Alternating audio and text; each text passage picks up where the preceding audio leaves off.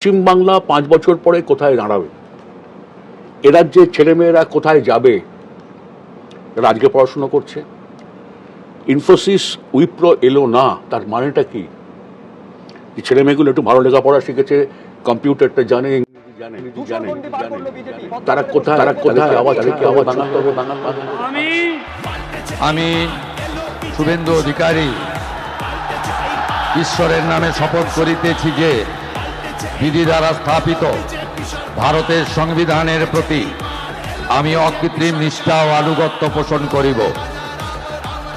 আমি ভারতের সার্বভৌমত্ব ও অখণ্ডতা রক্ষা করিব। পশ্চিমবঙ্গ রাজ্যের মুখ্যমন্ত্রী রূপে আমার কর্তব্যসমূহ নিষ্ঠাপূর্বক এবং বিবেকসম্মতভাবে নির্বাহ করিব এবং ভয় বা পক্ষপাত, রীতি বা বিদ্বেষ রহিত হইয়া সকল শ্রেণীর জনগণের প্রতি সংবিধান ও বিধি অনুসারে ন্যায় আচরণ করিব।